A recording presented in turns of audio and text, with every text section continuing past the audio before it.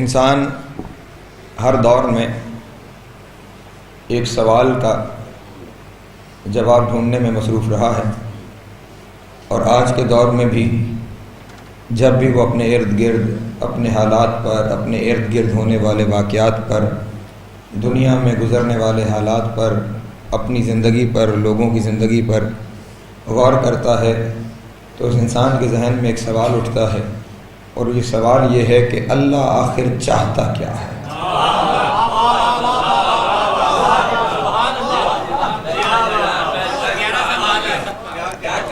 ہر فرد کے ذہن میں میری بات کرنے سے اور اس کے جواب میں آپ لوگوں کا رسپانس آنے سے یہ بات بڑی واضح ہے کہ ہر ایک کے ذہن میں یہ سوال ہے کہ اللہ آخر چاہتا کیا ہے؟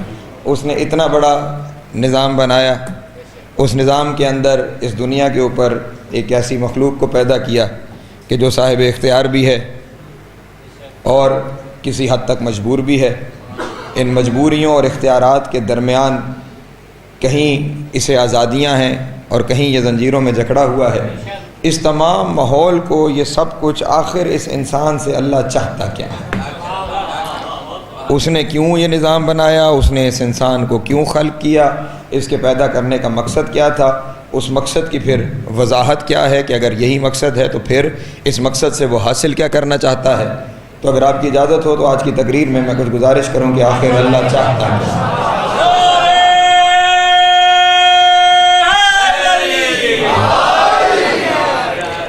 اس نے قرآن مجید میں ہر ایک چیز کی، جب آپ کی زندگی میں بھی یہ بات بڑی واضح ہے کہ جب آپ کچھ بنا رہے ہوتے ہیں تو اس کا کوئی نہ کوئی مقصد ہوتا ہے، اس مقصد کے لیے اس چیز کو خلق کیا جاتا ہے۔ اگر کوئی شخص کسی جگہ پہ بیٹھے ہوئے لکڑی کو تراش رہا ہے اور اس سے پوچھا جائے کہ یہ کیوں تراش رہے ہو، تو وہ کہے گا میں قلم بنانے کے لیے۔ قلم کس لیے بنا رہے ہو؟ کیا مقصد ہے تمہارا قلم بنانے کا؟ تو وہ کہے گا میں اس سے لکھنا چاہتا ہوں۔ وہ تحریر اس کا مقصد ہے کہ جس کے لیے اس قلم کو بنایا جا رہا ہے۔ اس نے انسانوں کو بنایا ہے تو اس انسان کی بنانے کا، تخلیق کا مقصد بھی اس کا کام بنتا ہے بنانے والا کہ وہ بتائے کہ میں نے اس انسان کو تخلیق کس لیے کیا ہے۔ اس نے قرآن مجید میں اس انسان کا مقصد تخلیق بیان کرتے ہوئے ارشاد فرمایا وَمَا خَلَقْتُ الْجِنَّ وَالْإِنسَ إِلَّا لِيَعْبُدُونَ، میں انسانوں اور جنوں کو پیدا ہی نہ کرتا مگر اس لیے پیدا کیا کہ یہ عبادت کریں۔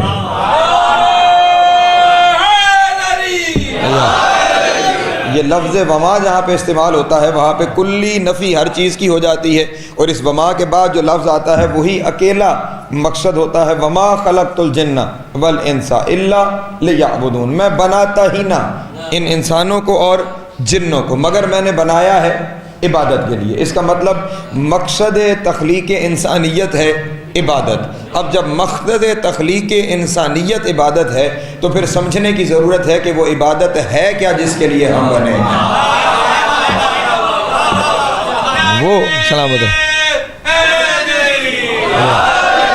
بنائے ہم عبادت کے لیے گئے ہیں، وہ عبادت ہے کون سی کہ جس کے لیے ہمیں بنایا گیا ہے۔ اب اگر آپ جا کر کچھ علماء سے یا ان لوگوں سے جو بکلم خود علماء ہیں ان سے یہ سوال کریں گے کہ یہ عبادت کیا ہے جس کے لیے ہمیں تخلیق کیا گیا ہے، تو وہ آپ کو ایک فہرست بنا کے دے دیں گے۔ نماز، روزہ، حج، زکوٰۃ، خمس، جہاد، یہ ساری چیزیں ہیں جو عبادت ہیں اور انہی چیزوں کے لیے آپ کو خلق کیا گیا ہے۔ اگر یہ چیزیں عبادت ہیں، نماز کیا ہے؟ نماز کچھ افعال کا مجموعہ ہے، کہیں قیام ہے، کہیں رکوع ہے، کہیں سجود ہے، کہیں قعود ہے، انہی چیزوں کے مجموعے کا نام نماز ہے۔ اگر یہ عبادت ہے تو ہم سے پہلے اللہ کو یہ کہنا چاہیے تھا کہ میں نے فرشتوں کو بنایا ہے عبادت کے لیے۔ توجہ فرمائیے گا، میرے لفظوں کے اوپر گزار کریں۔ اس آیت کے اندر وہ جو ہمہ وقت عبادت میں ہے، جو قیام میں ہے وہ قیام میں ہے، جو رکوع میں ہے وہ رکوع میں ہے، جو سجدے میں ہے وہ سجدے میں ہے، جو قعود میں ہے وہ ہزاروں کروڑوں سالوں سے مسلسل اسی عمل کے اندر وہ مصروف ہیں۔ جو ہر لمحے اس عمل میں مصروف ہیں ان کا ذکر ہی نہیں آیت میں۔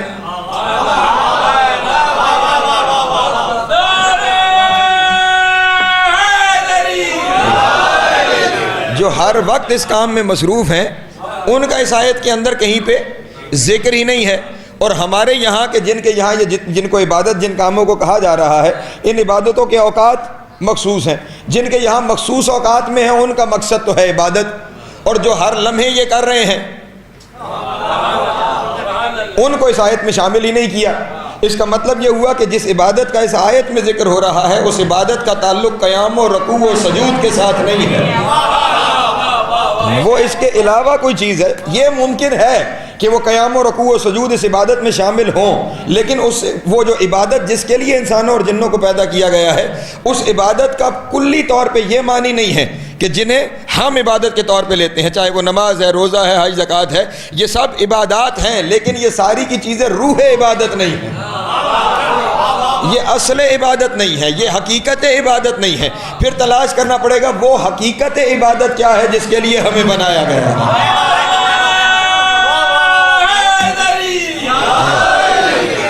اگر میں نہیں بات کو اور واضح کر دوں، اگر نماز عبادت ہے، اگر نماز وہ عبادت ہے جس کے لیے ہمیں تخلیق کیا گیا، یعنی کلی طور پہ ہم اس نماز کو وہ والی عبادت، اب یہاں پہ کوئی میرے اوپر بعد میں جا کے فتویٰ نہ لگا دے کہ اس نے نماز کو عبادتوں سے نکال دیا، لیکن جو مقصد بیان کرنے کی کوشش کر رہا ہوں اس مقصد کو سمجھنے کی کوشش کیجیے۔ اگر یہ نماز وہ عبادت ہے جس کے لیے ہمیں تخلیق کیا گیا ہے، تو ہم دن میں جس وقت بھی کھڑے ہو کے نماز شروع کر دیں، ہمیں اجازت ہونی چاہیے، کیونکہ ہمیں بنایا اس لیے گیا ہے، اس نماز پڑھنے کے لیے ہمیں بنایا گیا۔ تو دن میں جس وقت 10 بجے میرا دل کیا دن کے، اور میں مصلی پہ کھڑا ہو گیا اور میں نے کہا 10 بجے کی نماز پڑھتا ہوں واجب قربتاً اللہ،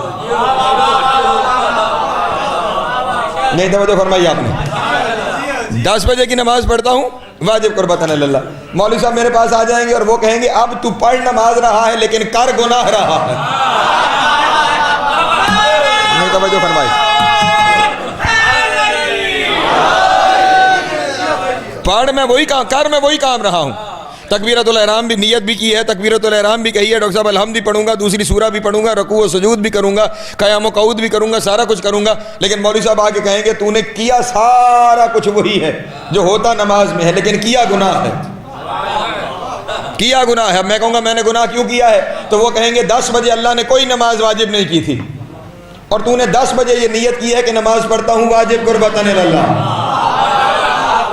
توجہ فرمائیے گا، اس نے واجب کی ہے نماز، پہلی نماز جو واجب کی ہے وہ طلوع سے پہلے ہے، دوسری جو واجب کی ہے وہ زوال کے بعد ہے، تیسری اس کے بعد ہے، چوتھی جا کے غروب آفتاب پہ ہے، پانچویں اس کے بعد ہے۔ ان اوقات میں اگر پڑھے گا تو پھر واجب کی نیت کرے گا، اس کے علاوہ کسی وقت اگر تو نے واجب کی نیت کی، صرف یہ نہیں کہ وہ نماز باطل ہے، بلکہ جو کچھ تو کرتا جا رہا ہے وہ گناہ میں شمار ہوتا چلا جا رہا ہے، کیونکہ تو وہ کام اس وقت کر رہا ہے جس وقت تجھے نہیں کہا گیا ہے۔ توجہ ہے،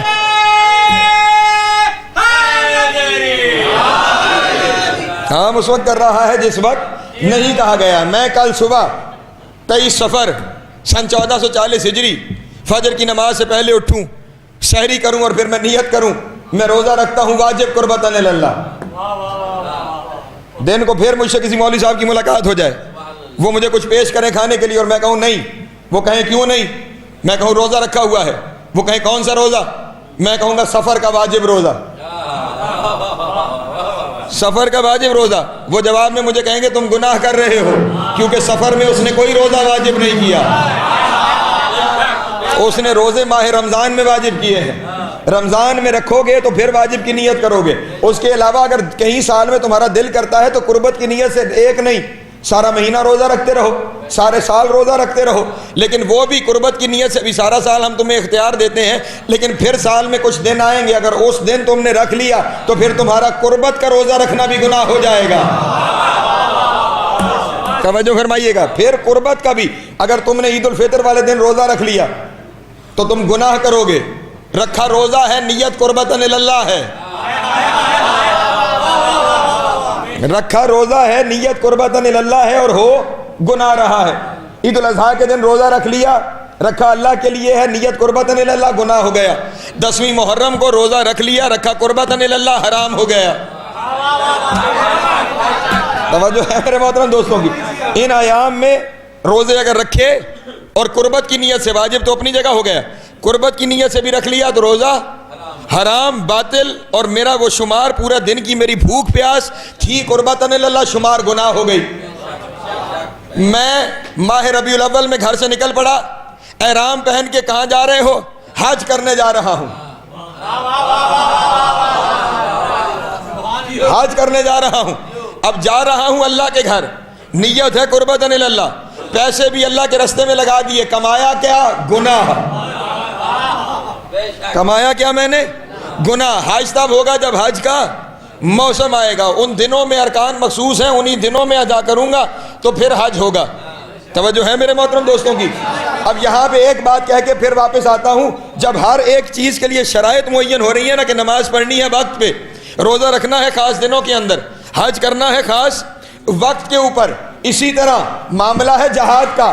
جہاد بھی مذہب کے واجبات میں سے ہے، لیکن تب تک فساد ہوگا جب تک قیادت معصوم کی نہیں ہوگی۔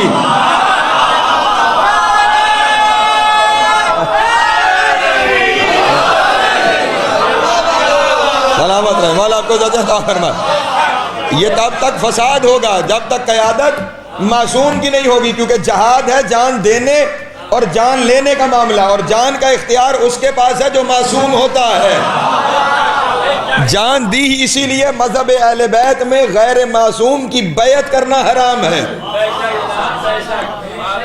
ہمارے یہاں غیر معصوم کی بیعت کرنا حرام ہے، کیونکہ بیعت کا مطلب یہ ہوتا ہے آپ اپنی جان اور اپنا مال کسی کے حوالے کر دیں۔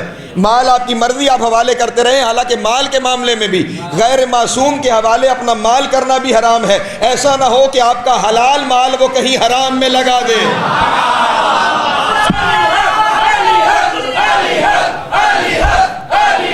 پیغام پہنچا؟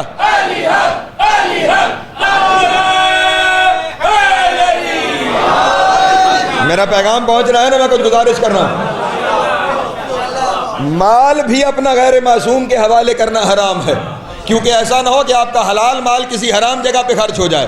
مال آپ کا ہے، حرام جگہ پہ خرچ ہوا تو وہ حرام کا حصہ آپ کے کھاتے میں آئے گا، وہ آپ کے کھاتے میں آئے گا۔ اس لیے جہاں مال بھی ہم غیر معصوم کو نہیں دے سکتے تو وہاں جان کسی غیر کے سپورٹ کیسے کریں گے؟ جان فقط معصوم کے سپورٹ کرنی ہے، کیونکہ معصوم جانتا ہے کہ کس جگہ پہ اس کا استعمال ہو جانا کامیابی ہے اور کہاں کا استعمال ہو گئی تو یہ ضائع چلی جائے گی۔ ٹھیک، تو اس لیے معصوم کی قیادت ضروری ہے جہاد میں جانے کے لیے۔ اگر معصوم نہیں ہے پھر ہاں کچھ معاملات ایسے ہیں جہاں آپ کی جان کا دفاع کا معاملہ ہے، وہاں آپ کو اجازت ہے کہ آپ لڑیں اور اپنی جان بچائیں۔ جہاں آپ کے ملک کے دفاع کا معاملہ ہے وہاں آپ کو اجازت ہے کہ آپ اپنے ملک کے دفاع کے لیے لڑیں، چاہے اس میں آپ کی جان ہی کیوں نہ چلی جائے۔ لیکن جہاد تب کہلائے گا جب اجازت معصوم کی ہوگی، اور شہادت بھی شہادت تب ہوگی جب جہاد میں ہو، اور جہاد تب ہوگا جب قیادت معصوم کی ہو۔ اس کا مطلب ہر لڑائی میں جان دے دینا شہادت نہیں ہوتی، ہر لڑائی میں جان دے دینا شہادت نہیں ہوتی۔ جب جان دے دینا شہادت نہیں ہوتی، جملہ کہنے لگا اور آج کے دن کے حوالے سے بڑا اہم جملہ ہے، جب جان دے دینا غیر معصوم کے حکم پہ جان دے دینا شہادت نہیں ہے، تو پھر کسی کی جان لے کے پھانسی پہ چڑھ جانا کب شہادت ہے؟ ہائے ہائے اللہ۔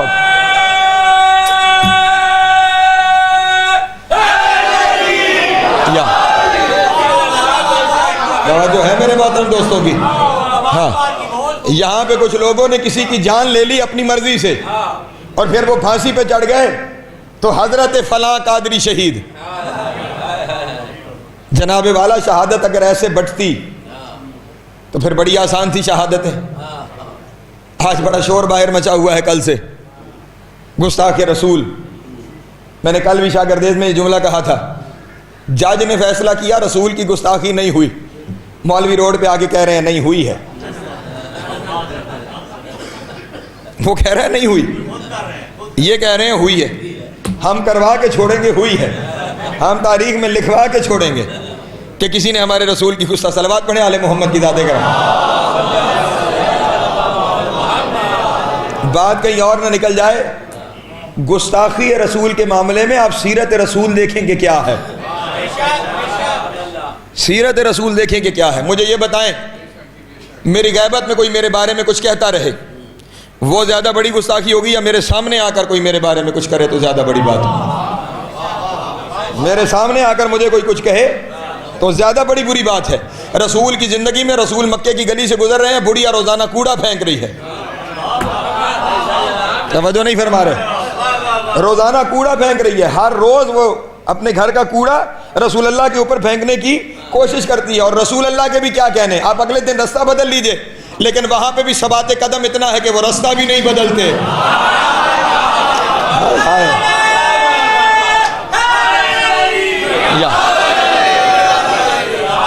وہاں پہ بھی ثبات قدم اتنا ہے کہ وہ رستہ بھی نہیں بدلتے. میں اس بات کو میں مؤخر کرتا ہوں، لیکن یہ کیونکہ یہ بات میرے موضوع کے ساتھ ربط کر رہی ہے، اس لیے میں پہلے اپنی اس بات کو مکمل کر لوں، پھر یہاں پہ آؤں گا تو یہ بات سننے کا آپ کو زیادہ لطف آئے گا. عبادت مقصد تخلیق، اور عبادت ہم نے جو سمجھی وہ عبادت نہیں، کیونکہ ہمیں اگر مقصد دیکھیں نا، مقصد تخلیق ہے جس چیز کا جو مقصد ہوتا ہے نا، وہ ہمہ وقت اس مقصد میں مصروف رہتا ہے.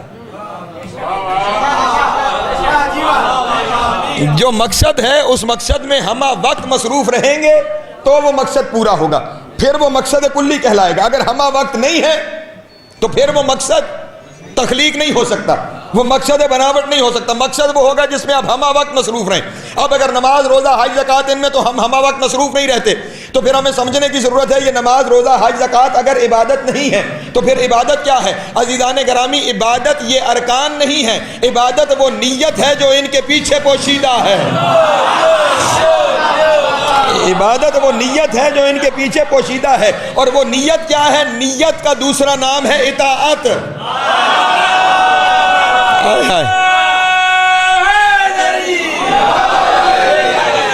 نیت کا دوسرا نام ہے اطاعت.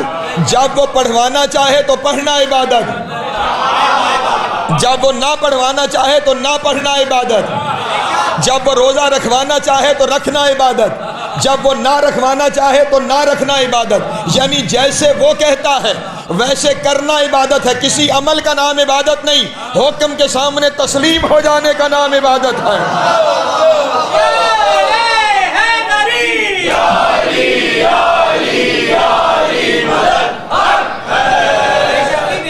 حکم کے سامنے تسلیم ہو جانے کا نام عبادت ہے، حکم کے سامنے اپنے سر کو جھکا لینے کا نام عبادت ہے. جب حکم مانا تو عبادت ہے، اور حکم سے سرگردانی کر دی، حکم سے روگردانی کر لی، حکم سے منہ پھیر لیا تو پھر چاہے آپ وہ کر رہے ہیں جسے دنیا عبادت کہے، لیکن وہ عبادت نہیں ہوگی. عبادت تب ہوگی جب اطاعت ہوگی. اس کا مطلب ارکان کے اندر عبادت کا کوئی تعلق نہیں ہے. تو آپ دنیا کہتی ہے کہ جب آپ نے کسی کو سجدہ کر لیا تو آپ نے غیر کی عبادت کر لی تو وہ شرک ہو گیا. نہیں عزیزان گرامی، سجدے کا شرک سے کوئی تعلق نہیں ہے. شرک ہے اس نیت کے اندر. اگر وہ کسی کو نہ کروانا چاہے تو اسے کرنا شرک ہے، اور جسے وہ کروانا چاہے اسے نہ کیا جائے تو شرک ہے.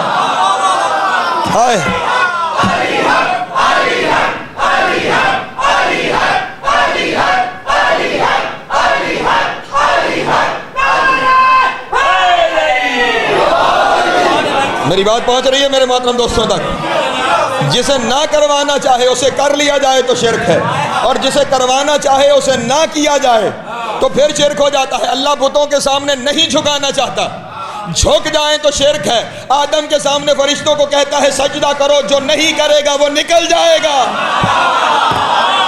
ہائے ہائے، جو نہیں کرے گا وہ نکل جائے گا. یعنی کیا ہے؟ تسلیم. تسلیم جیسا کروانا چاہتا ہے. اب یہ بات تو سجدے کی ہو گئی نا. اب اگلا جملہ کہوں، ہم کیوں، ہمارے یہاں بڑی سختی ہے کہ کچھ ہستیوں کو سختی سے مانا جاتا ہے، ان کے انکار کا تصور بھی نہیں ہے، اور کچھ لوگوں کو نہیں مانا جاتا، ان کے اقرار کا تصور بھی نہیں ہے. اس کی وجہ یہی ہے، اسلام کا قانون ہی یہی ہے، جنہیں وہ نہیں منوانا چاہتا انہیں مانا جائے تو شرک ہو جائے گا. ہائے ہائے،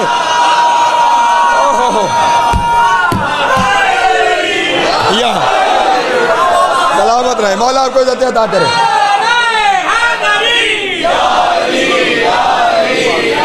بڑی نواز.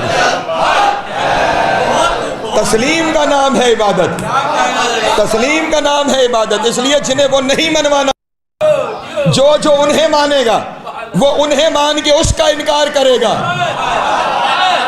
وہ اس کا انکار کرے گا. جنہیں نہیں منوانا چاہ رہا انہیں آپ نے مان لیا تو مشرک ہو گئے، اور جنہیں منوانا چاہ رہا ہے اگر ان کا انکار کر دیا تو پھر مشرک ہو گئے.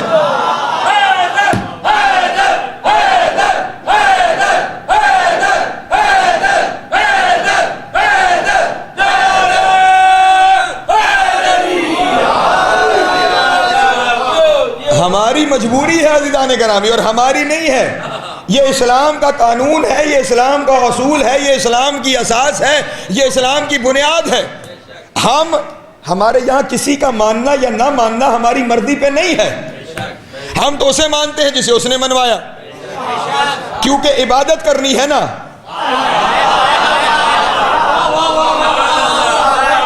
عبادت کرنی ہے، اور عبادت ہمہ وقت ہوتی ہے، عبادت ہر وقت ہوتی ہے، ہر وقت ہوتی ہے، اور ماننا اسے جائے جسے ہر وقت ماننا جا سکے۔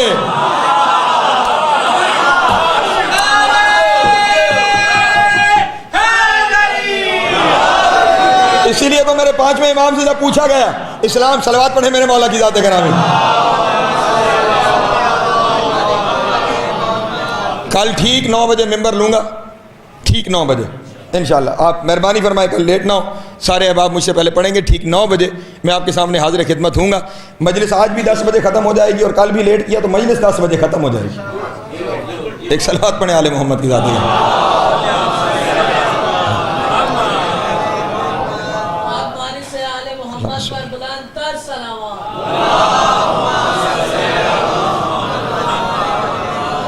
تسلیم کا نام عبادت ہے، اطاعت کا نام عبادت ہے۔ اگر اطاعت ہے تو عمل عبادت ہے، اور اگر اطاعت نہیں ہے تو آپ جو مرضی کرتے رہیں، وہ عبادت میں شامل نہیں ہوگا۔ اسی لیے جب معصوم سے پوچھا گیا اسلام کی بنیاد کس پہ ہے، امام نے فرمایا ولایت، نماز، روزہ، حج، زکوٰۃ، ان 5 پر بنیاد ہے۔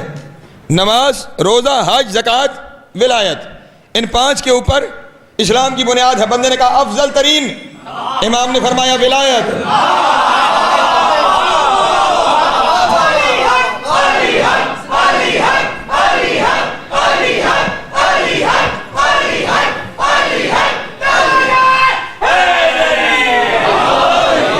کیوں امام فرما رہے ہیں ولایت؟ کیوں امام فرما رہے ہیں ولایت؟ میں نے کہا نا، عبادت مقصد تخلیق، تو پھر مقصد تخلیق وہ ہو جو ہمہ وقت ہو، جو ہر وقت ہو سکے، جو ہر لمحے ہو سکے، جس کے اندر کہیں تعطل ممکن نہ ہو، جس کے اندر کہیں بریک نہ آئے، جس کے اندر کہیں رابطہ ٹوٹنے نہ پائے۔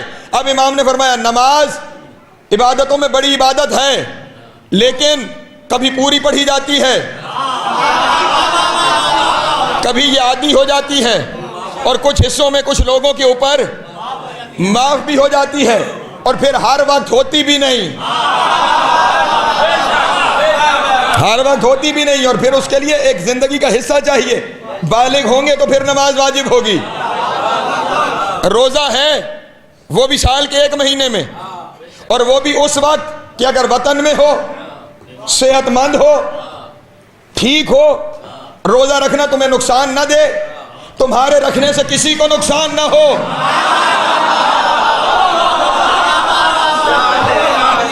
توجہ ہے میرے محترم دوستوں؟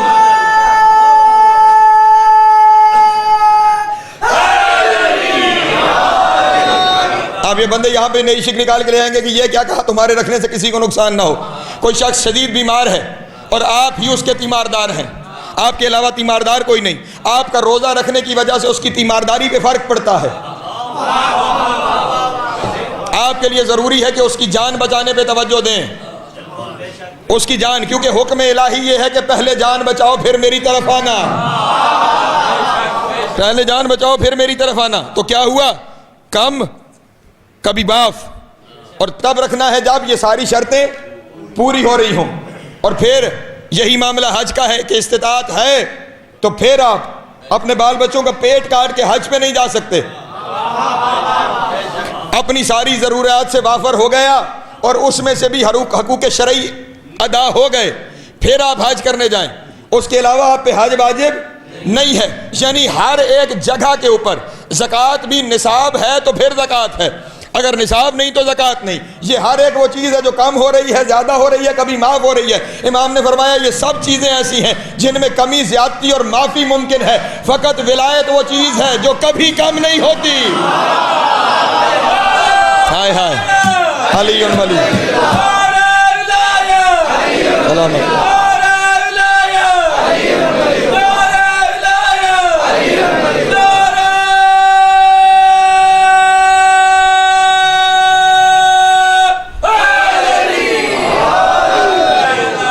کبھی معاف نہیں ہوتی، جس میں کبھی کمی نہیں آتی، جس کے لیے عمر کے کسی حصے میں بھی پہنچنا ضرورت نہیں۔ عمر اور ولایت کا کیا تعلق؟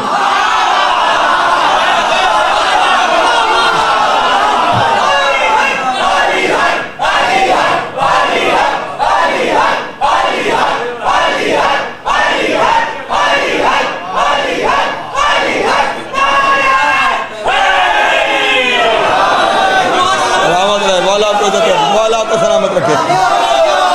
اس میں عمر کی کوئی قید نہیں، عمر کی کوئی قید نہیں ولایت کے لیے۔ آپ دنیا میں آئیں گے تو سب سے پہلے آپ کے کان میں ولایت کی اذان دی جائے گی، یعنی آپ دنیا میں آئے تو آپ داخل ولایت ہو گئے، اور پھر آپ ہمیشہ داخل ولایت رہیں گے۔ یہ محبت وہ چیز ہے کہ جس کے اندر زیادتی تو ممکن ہے، کمی نہیں آئے گی۔ جب بڑھے گی تو صحیح، اس میں کبھی کمی نہیں آئے گی، کیونکہ کمی آئے تو بندہ مقصر ہو جاتا ہے۔ جو ہے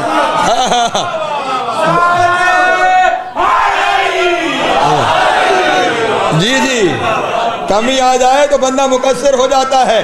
اس لیے صرف اس معاملے میں بڑھوتی کا معاملہ ہے، بڑھتی چلی جائے، بڑھتی چلی جائے، اور کوئی حد نہیں کہ کہاں تک بڑھ جائے۔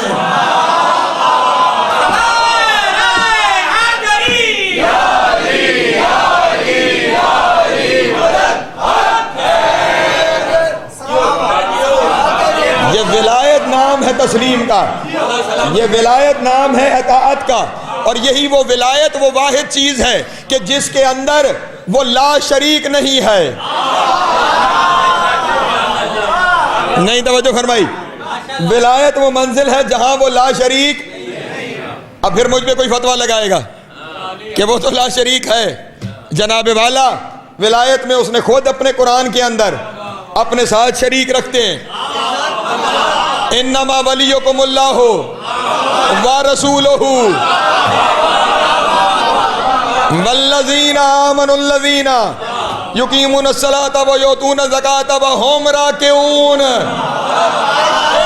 اللہ ولی ہے اور رسول اور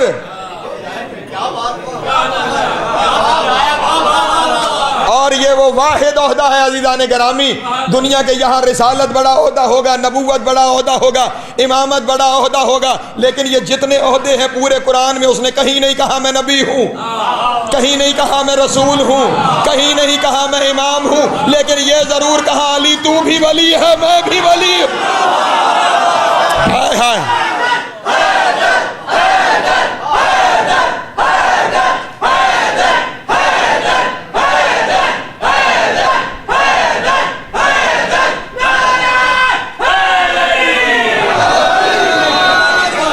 اس ولایت کی منزل کے اوپر، اسی لیے ولایت کو بنیاد اور اساس ہر چیز سے برتر قرار دیا گیا، کیونکہ اس ولایت کے اندر وہ سارے برابر کے حصے دار ہیں۔ ولایت، یہ نماز و روزہ و حج و زکوٰۃ، یہ سارے ولایت کے فروع ہیں، یہ ساری ولایت کی شاخیں ہیں، یہ سارے ولایت کے حصے ہیں۔ ولایت نہیں تو کچھ بھی نہیں ہے۔ تسلیم ہے ہی، ولایت کا ایک معنی ہوتا ہے اختیار، قدرت۔ یہی صاحب قدرت اور اختیار کے سامنے سر تسلیم خم کرنے کا نام ولایت کو ماننا ہے، اور اسی تسلیم کرنے کا نام اطاعت ہے، اور اسی اطاعت کو عبادت کہتے ہیں۔ توجہ فرمائیں،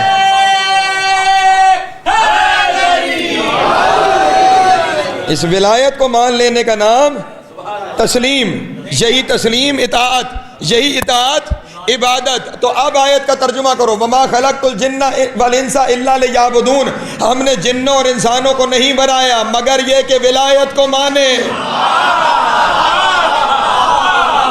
مگر یہ کہ ولایت کو تسلیم کریں، مگر یہ کہ ولایت کے سامنے اپنے سر کو جھکا دیں۔ تو اب ولایت کا معنی کیا ہے؟ ان کے اختیارات کلی کو تسلیم کرنا، ان کے سامنے اپنے سر کو جھکا دینا، زندگی ویسے گزارنا جیسے یہ چاہتے ہیں، ہر عمل کا فیصلہ ویسے کرنا جیسے انہوں نے کیا ہے۔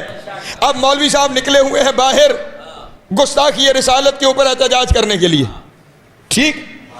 گستاخی رسالت میں وہ طرز عمل اختیار کرو جو رسول نے کیا ہے، وہ طرز عمل اختیار کرو جو اللہ نے کیا ہے، وہ طرز عمل اختیار کرو جو علی نے کیا ہے۔ ولایت میں یہی تینوں ہے نا، آپ کے پاس کوئی چوتھا ہے تو مجھے دکھائیے۔ یہی تینوں ہیں اس آیت کے اندر، یہی تینوں ولایت میں شامل ہیں۔ تو جیسا فیصلہ یہ کریں گے وہی فیصلہ آپ کو کرنا پڑے گا گستاخی رسول کے معاملے میں۔ رسول طائف گئے، لوگوں نے پتھر مارے، اتنے پتھر مارے کہ رسول اللہ کے نالین مبارک خون سے تر ہو گئے۔ وہ جو سب سے زیادہ محبت کرتا ہے وہ جلال میں آیا، اس نے فرشتہ بھیجا، محمد آپ کیا کہتے ہیں کہ کیا کروں؟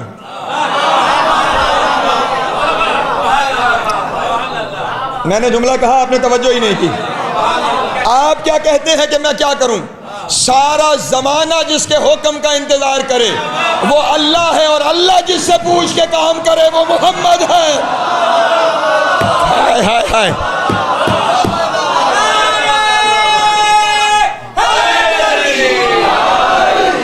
آپ کیا فرماتے ہیں کہ میں کیا کروں؟ اگر آپ کہیں تو میں دو پہاڑوں کے درمیان انہیں پیس کے رکھ دوں، دو پہاڑوں کے درمیان، ایسے جیسے چکی کے پاٹ کے درمیان دانے پیسے جاتے ہیں، یہ لفظ ہے روایت کے، ایسے دو پہاڑوں کے درمیان میں انہیں پیس کے رکھ دوں، اور یہاں کلی رحمت ہے۔ اور وہ کہہ رہی ہے نہیں میرے اللہ، ابھی یہ مجھے جانتے نہیں ہیں، ابھی یہ مجھے جانتے نہیں ہیں، کل جانیں گے تو میرا کلمہ پڑھیں گے، کل جانیں گے تو یہ میرا کلمہ پڑھیں گے۔ وہ کار گستاخی رہے ہیں اور رسول ان کی ہدایت کی دعا کر رہے ہیں۔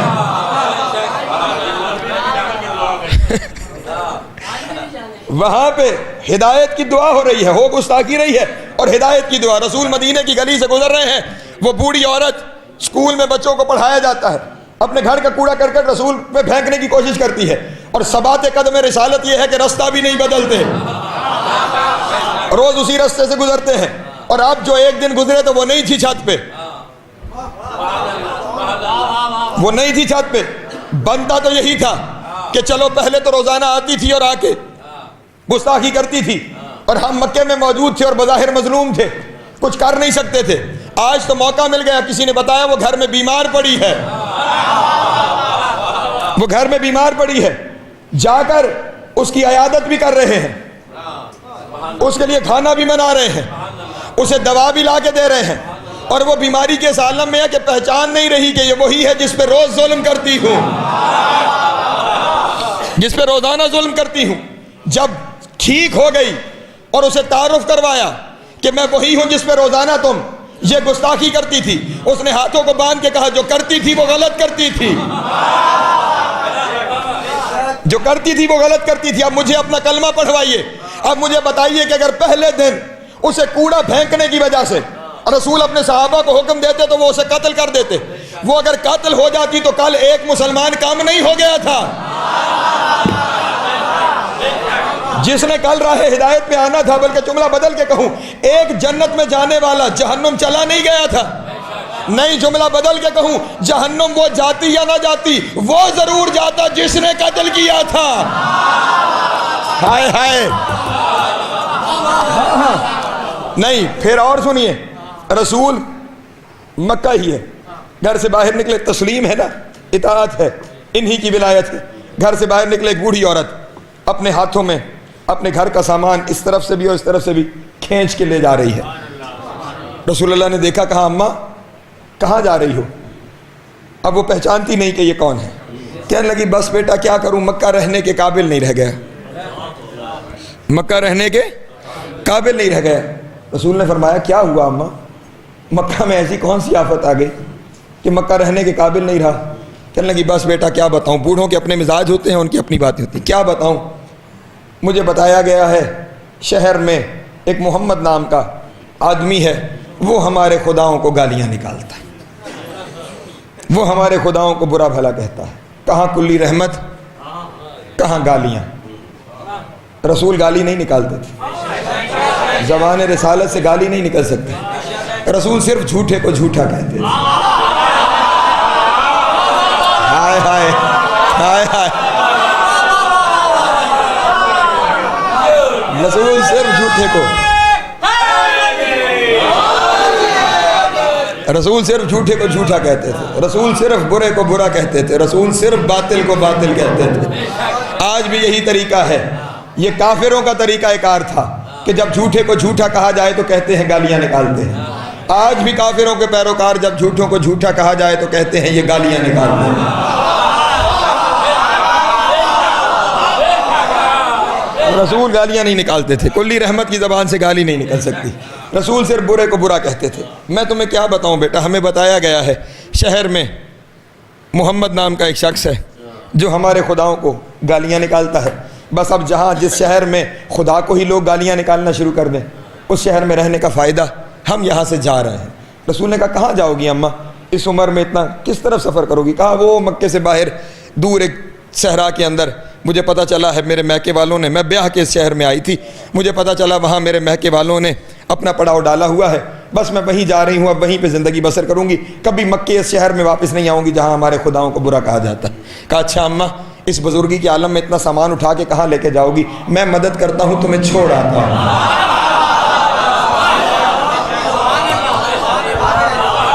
میں مدد کرتا ہوں، تمہیں چھوڑ آتا ہوں۔ بیٹا بڑی مہربانی، تم نے اس بڑھاپے میں میرے اوپر رحم کیا۔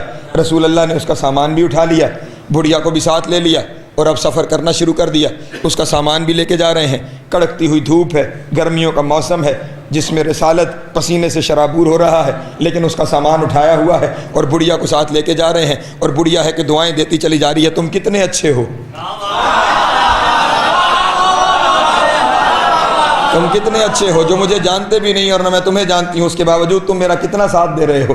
رستے میں چلتے چلتے ایک جگہ بڑھیا کو بھوک بھی لگ گئی، پیاس بھی لگ گئی، کہا اماں تم بیٹھو، میں تمہارے لیے کھانے کا بندوبست بھی کرتا ہوں، میں تمہارے لیے پانی کا بندوبست بھی کرتا ہوں۔ اماں بیٹھ گئی، رسول اللہ گئے، کھانا بھی لے کر آئے، پانی بھی لے کر آئے، اسے کھانا بھی کھلایا، اسے پانی بھی پلایا، اور پھر اس کا سامان اٹھایا اور لے کے چلتے رہے۔ رستے میں کئی بار اماں نے کہا بیٹا تھک گئے ہوگے، سامان مجھے دے دو، سفر بہت ہے، واپس چلے جاؤ، جہاں تک آ گئے ہو یہی بہت ہے، آگے کا سفر میں خود کر لوں گی۔ نہیں اماں اس بڑھاپے میں کہاں تم سامان اٹھاؤ گی، کہاں اتنا لمبا سفر کر کے جاؤ گی، میں تمہیں چھوڑ کے آؤں گا، جہاں تمہاری منزل ہے وہاں تمہیں پہنچا کے آؤں گا۔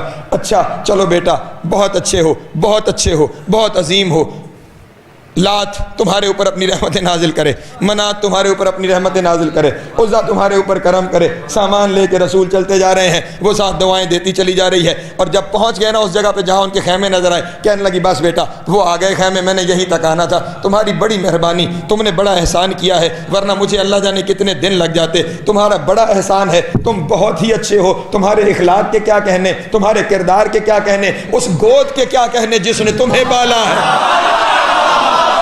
ہائے ہائے ہائے ہائے اللہ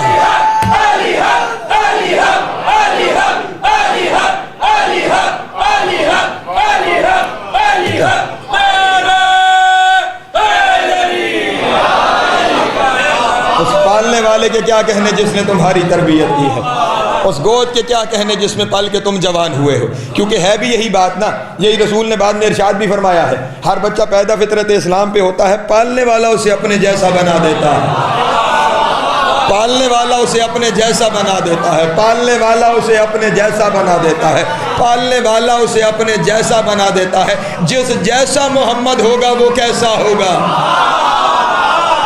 ہائے ہائے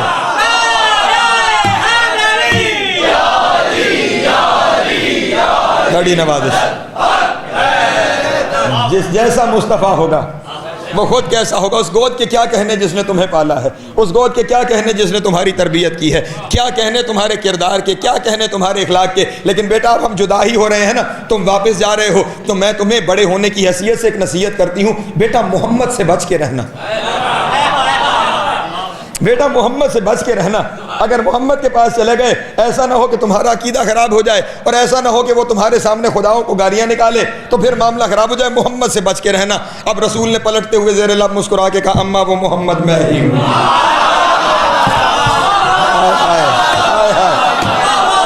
اللہ اکبر، اللہ اکبر۔ اب سنیے گا، اماں وہ محمد میں ہی ہوں، اماں وہ محمد میں ہی ہوں۔ یہ سننا تھا، سامان بھول گئی، رستہ بھول گئی، کہاں آئی تھی بھول گئی۔ کہنے لگی اگر تم محمد ہو، میں نے سنا تو کچھ اور تھا اور دیکھا کچھ اور ہے، اگر تم محمد ہو تو چھوڑو بتوں کو، میں تمہارا کلمہ پڑھوں۔ ہائے ہائے ہائے لبیک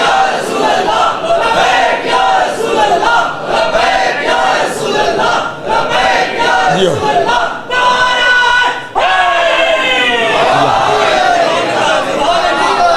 اگر آپ مصطفیٰ ہیں تو میں آپ کا کلمہ پڑھتی ہوں. لوگ جھوٹ بولتے تھے, لوگ غلط کہتے تھے, کردار دیکھ کر جو کل کے سچے تھے وہ آج جھوٹے ہو گئے. کردار دیکھ کر آج مصطفیٰ کو جسے کل غلط کہا جا رہا تھا اسی کا کلمہ پڑھا جا رہا ہے. مصطفیٰ کو منوانا ہے تو باہر بازار میں نکل کر لوگوں کو قتل نہ کرو, لوگوں کی املاک نہ جلاؤ, کردار ہے تو پیش کر کے دکھاؤ.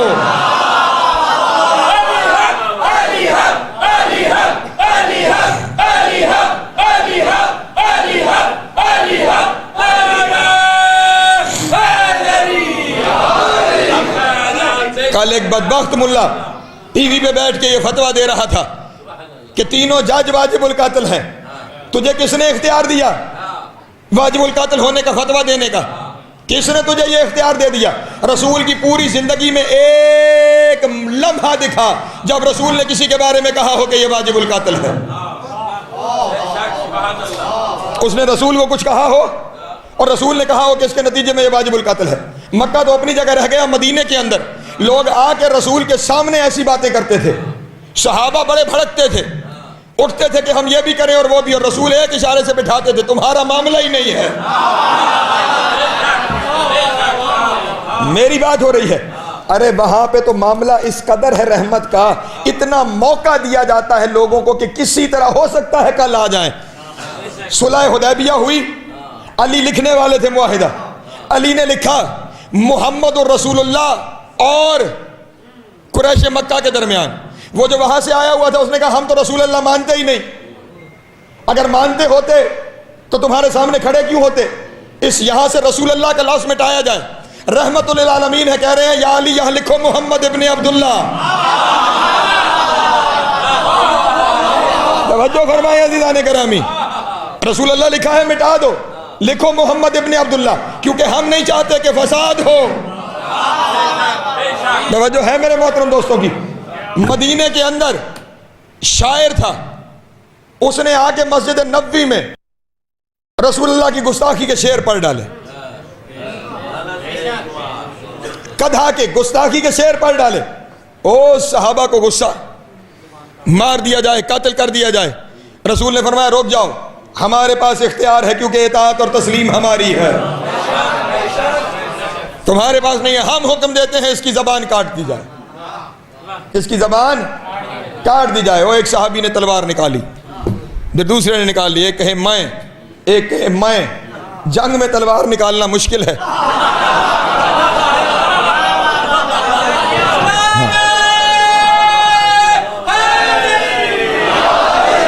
ہاں صحابہ تو جنگ میں نکالتے ہوئے بھی نہیں ڈرتے تھے, وہ وہاں بھی نکال لیتے تھے. یہاں پہ تو بندہ ویسے پکڑا ہوا تھا تو اس پہ تلوار چلانا کون سی مشکل بات تھی. انہوں نے تلوار نکال لی کہ اب ہم زبان کاٹیں گے, ہم زبان کاٹیں گے. رسول اللہ نے ارشاد فرمایا یا علی, یا علی, نہیں توجہ فرمائی, یا علی, یا علی. یا علی کہنا بدعت نہیں, سنت رسول ہے.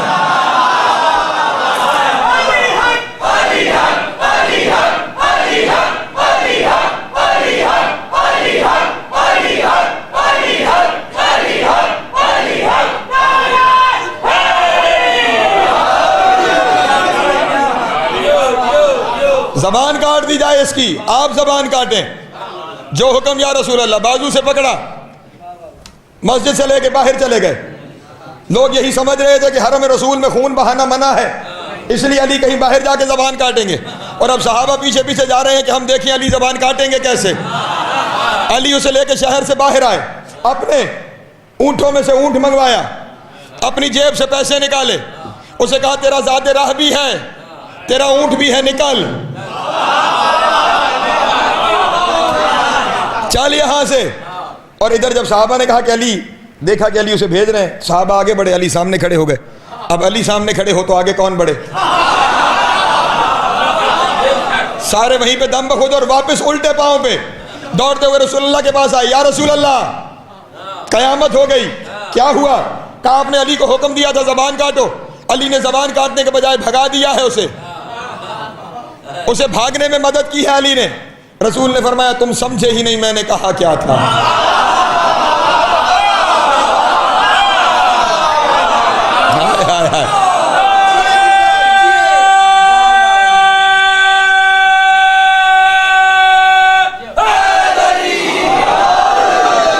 تم سمجھے ہی نہیں میں نے کہا کیا تھا، تم سمجھے ہی نہیں میں نے کہا کیا تھا. یہ کہہ کے رسول گھر میں چلے گئے. صحابہ اپنے گھروں کو چلے گئے اور ساری رات یہ سوچتے رہے. رسول نے کہا زبان کاٹو، علی نے بھگا دیا. ہم نے شکایت کی، رسول نے کہا تم سمجھے ہی نہیں، زبان کاٹ دو. اس میں نہ سمجھنے والی بات کون سی؟ اس میں نہ سمجھنے والی بات کون سی تھی؟ سیدھا سادہ رسول نے کہا تھا زبان کاٹ دو. اس میں نہ سمجھنے والی بات کون سی تھی؟ صبح کی جو نماز کا وقت ہوا، آئے مسجد میں، کیا دیکھا؟ وہ جو کل گدھا کے شعر لکھ کے لایا تھا، آج ان سے پہلے مسجد میں وضو کر رہا ہے.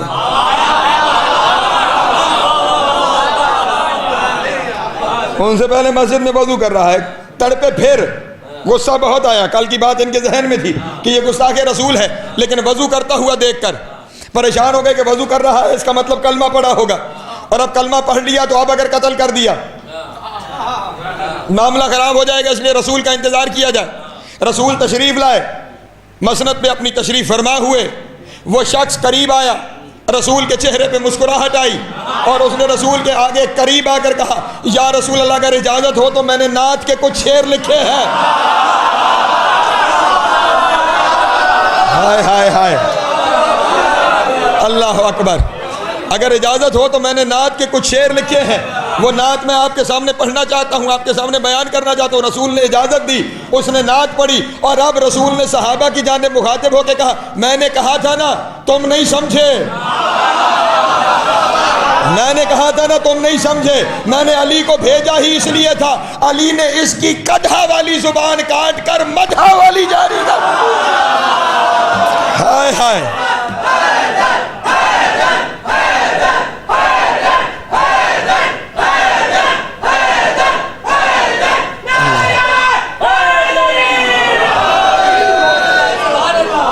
سمجھیے سیرت رسول کو سمجھیے. یہ جس عورت کے اوپر الزام تھا مجھے نہیں معلوم کہ اس نے کیا تھا گستاخی یا نہیں کی تھی، جو بھی معاملہ تھا، حالانکہ وہ بیچاری ہر جگہ پہ کہہ رہی ہے کہ میں نے نہیں کیا تھا. مان لو وہ کہہ رہی ہے میں نے نہیں کیا، تو ضروری ہے کہ منواؤ کہ اس نے کیا ہے. ضروری ہے کہ تم اس کی زبان سے خدا نہ خواستہ نقل کفر نہ بچے رسول اللہ کے لیے کوئی لفظ جاری کرواؤ جب وہ کہہ رہی ہے کہ نہیں. اور اب سلوک آپ نے یہ کیا ہے. 2008 سے وہ قید ہے، 2018 ہو گئے. 10 سال سے ایک ناکردہ جرم کی سزا وہ بھگت رہی ہے. اس نے کل اگر مسلمان ہو بھی جانا تھا تو اب نہیں ہوگی. 10 سال آپ نے سلوک یہ کیا اس کے ساتھ کہ آپ اگر اس نے پلٹنا بھی تھا تو وہ نہیں پلٹ سکتی آپ کے سلوک کی وجہ سے. اس لیے کردار وہ پیش کیجئے جس سے گئے ہوئے واپس آئیں. وہ کردار نہ لے کے آئیے کہ جس سے اپنے بھی چلے جائیں. یہی آپ نے ظلم کیا ہے رسول کے ساتھ اور اسلام کے ساتھ. اگر آپ کے اندر کوئی کوالٹی ہوتی تو علماء اسلام کا کام یہ تھا کافروں کو مسلمان کرنا. انہوں نے 14 صدیوں میں کافر تو مسلمان نہیں کیا، مسلمانوں کو کافر کرتے رہے. مسلمانوں کو یہ بھی کافر وہ بھی کافر، ایک اس کو کافر، دوسرا اس کو کافر، تیسرا اس کو کافر، اور الحمدللہ کوئی مسلمان بچا ہی نہیں، سارے ہی کافر ہو گئے صرف ان ہٹ درم لوگوں کے فتووں کی وجہ سے. اس لیے میرے نوجوان دوست جو بیٹھے ہیں اپنے ذہنوں میں بھی محفوظ رکھیے. اپنے ارد گرد کا پڑھا لکھا دور ہے، اپنے دوستوں کو رسول اللہ کی سیرت بتائیے. جب کوئی آتا تھا آ کے کوئی غصہ، ایک اور شخص آیا، اس نے آ کے رسول اللہ کے بارے میں پتہ نہیں کیا کچھ کہنا شروع کیا. رسول خاموشی سے سنتے رہے، وہ جو کچھ کہتا رہا رسول سنتے رہے، جو کچھ کہتا رہا رسول سنتے رہے. جب اس کی زبان ختم ہو گئی نا تو اس وقت صحابہ نے کہا یا رسول اللہ اتنی گستاخی، ہم اسے ختم نہ کر ڈالیں. رسول نے فرمایا نہ، خبردار. کسی نے میلی آنکھ بھی اس کی طرف اٹھا کے دیکھا. اس نے کہا تو نے میری اتنی ساری برائیاں کر دی، یہ بتا کہ میں کیا تجھے کر کے دکھاؤں تو تو مجھے رسول مانے گا. کیا کر کے دکھاؤں تو رسول مانے گا. وہ نا جنگلوں سے گو کا شکار کرتا تھا. گو ایک جانور ہوتا ہے, اس کا شکار کرتا. اس نے اپنے تھیلے میں 2-4 گو بند کی ہوئی تھی. اس نے کہا اچھا اگر ایسا ہی ہے نا, میں یہ گو باہر نکالتا ہوں, یہ آپ کی رسالت کا اقرار کرے تو میں بھی کر لوں گا. یہ اگر اقرار کرے تو میں بھی کر لوں گا. رسول نے کہا تھیلے سے باہر نکال. اس نے باہر نکالی. رسول نے اسے مخاطب ہو کے کہا بتا میں کون ہوں, مجھے جانتی ہے یا نہیں جانتی؟ گو فصیح عربی زبان میں بول کے کہا اس نے, میں گواہی دیتی ہوں آپ اللہ کے رسول ہیں, اور جو آپ کے ساتھ بیٹھا ہے نا یہی اللہ کا ولی ہے. ہائے ہائے,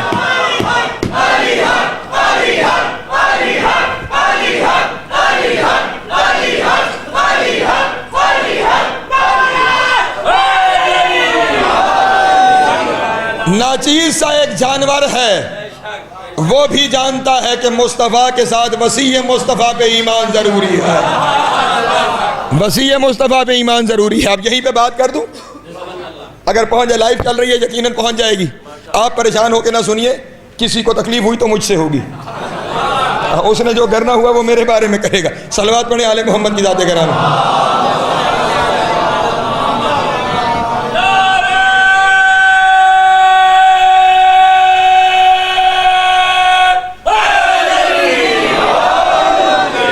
ہاں, رسول کو نہ ماننے سے بڑی گستاخی ہے رسول کی نہ ماننا.